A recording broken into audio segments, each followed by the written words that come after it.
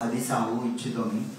T100 म्हणजे triathlon 100 category जी आहे ती स्विमिंग असते. स्विमिंग सी मध्ये करायचंय, समुद्रात करतो तशी नाहीये. तर ही T100 ही चॅम्पियनशिप, वर्ल्ड चॅम्पियनशिप आणि world federation of triathlon Olympic games याच्यासाठी क्वालिफाय होतात आणि क्वालिफाय होऊन ते ऑलिम्पिक मध्ये पण पार्टिसिपेट करतात. याची वर्ल्ड चॅम्पियनशिप सुद्धा होते आहे. भारताचं प्रतिनिधित्व किंवा आपण पुण्यामध्ये त्यांनी खूप चांगल्या पद्धतीनं टायमिंग दिलेला आहे. गौरव हा झालेला आहे आणि त्याच्यानंतर सुनील ढाकणे पूर्ण याच्यामध्ये ऍथलीट मध्ये फास्टेस्ट इंडियन म्हणून ते त्यांनी ही रेस. पुणे शहरात मी ज्यावेळेस होतो त्यावेळेस सायकल पेट्रोलिंग असेल, मॅरेथॉन असेल, अशा स्पर्धा आयोजित केल्या होत्या. त्यातूनच पुढे जाऊन मी आमचे जे कोच आहेत विजय गायकवाड सर यांच्या ट्रेनिंग घेऊन मी आणि माझ्या मुलाने या स्पर्धेत भाग घेतला. या स्पर्धेत भाग घेतल्यानंतर आम्ही दोघांनी एकत्रित ती स्पर्धा 5 तास 50 मिनिटांमध्ये पूर्ण केलेली आहे. आणि माझं गोलच हे होतं की फादर अँड सन ही जी रेस आहे ती टुगेदरली कम्प्लीट करायची. या 15 नोव्हेंबर या दिवशी माझ्या लग्नाचा वाढदिवस होता. 16 नोव्हेंबर या दिवशी लग्नाचा वाढदिवस होता आणि या दिवशी ही रेस होती. आणि त्या दिवशी माझ्या मिसेसला गिफ्ट देता आलं. आणि नागरिकांना या माध्यमातून मला हे सांगायचं की आपण तंदुरुस्त आणि फिट राहण्यासाठी, मेंटली आणि शारीरिकदृष्ट्या तंदुरुस्त राहण्यासाठी कृष्णप्रकाश सरांपासून मी प्रेरणा घेतली होती आणि त्यामुळे मी असं करण्याची माझी इच्छा प्रबळ झाली. त्यातूनच मुलांना पण इच्छा व्यक्त केल्यानंतर आम्ही दोघांनीही ही स्पर्धा पूर्ण केली आहे.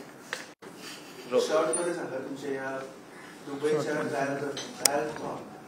की तुमचा एक्सपिरियन्स कसा होता? कारण अनेक रन्स तुम्ही या महाराष्ट्रात केलेले, बाहेर देशात पण केलेले, दुबईमध्ये पण.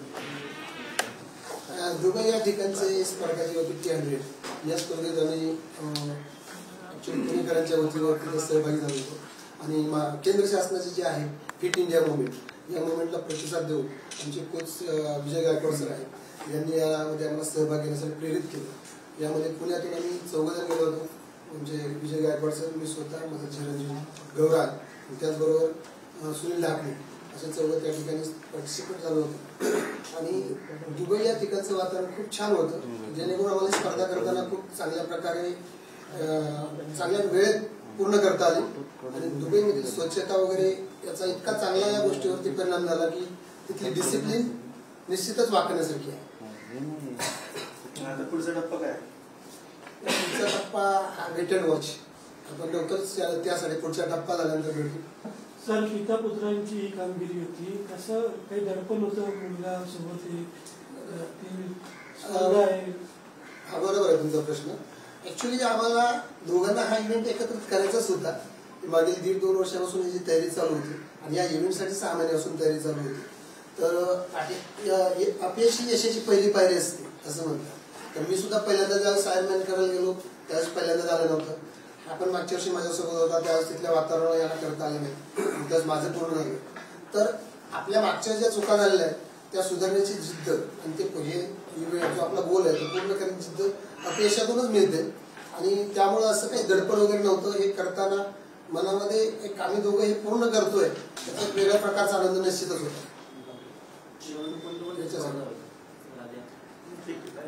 याला प्रश्न विचारा म्हणजे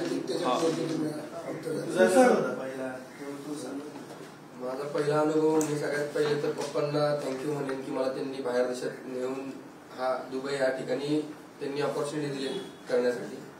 आणि आणि हा इव्हेंट करण्यात मला खूप मजा आली. पप्पा माझ्या 5 मिनिटं पुढे होते रनिंगच्या टाइम मध्ये, 2-3 किलोमीटर पुढे होते. तर माझ्या डोक्यात आलं की आपण एकत्र फिनिश करू. मी पप्पांना म्हटलं की तुम्ही थोडे स्लो व्हा, मी येतो मागून आणि आपण एकत्र फिनिश करू, व्हिडिओ पण सोबत येईल. तर आम्ही ते एकत्र फिनिश करताना जेव्हा आम्ही ती लाईन फिनिश केली तेव्हा अंगावरती काटा आला होता आणि खूप भारी वाटलं की सोबत फिनिश झाला आमच्या दोघांचा सेम टाइम मध्ये. आणि तरुणांसाठी मी म्हणेन की ट्रायथलॉन हाच इव्हेंट नाही, जे काही त्यांचा स्पोर्ट्स असेल किंवा नसतील जरी करत तरी दिवसातला 1 तास तरी काहीतरी त्यांनी वर्कआउट करावं, जिम असो किंवा रनिंग असो किंवा काही ते स्विम करत असतील, सायकल करत असतील, जो काही त्यांचा वर्कआउट आहे त्यांनी प्रत्येकाने केला पाहिजे. सोशल मीडिया पार्टिसिपेट करत होते आणि तुमची काय पोझिशन? सॉरी, किती देश पार्टिसिपेट करत होते? तुमची पोझिशन 148 देशांनी पार्टिसिपेशन केलं होतं या ट्रायथलॉन दुबई T100 दुबईमध्ये. आणि गौरामची जी पोझिशन आहे याच्यामध्ये त्याच्या एज कॅटेगरीमध्ये तिसरी आलेली आहे. सरांची 7th पोझिशनला आलेली आहे त्यांच्या एज कॅटेगरीमध्ये. सो प्रत्येकाची एज कॅटेगरी डिफरंट असते. तर टोटल वेगवेगळ्या इव्हेंटमध्ये टोटल T100 मध्ये 10,000 पार्टिसिपेंट्स ग्लोबली पार्टिसिपेट झालेले होते. सो त्याच्यामध्ये स्प्रिंट डिस्टन्स असेल, ऑलिम्पिक डिस्टन्स असेल, त्याच्यानंतर या वेगवेगळ्या डिस्टन्समध्ये त्यांनी सर्वांनी पार्टिसिपेशन केलं.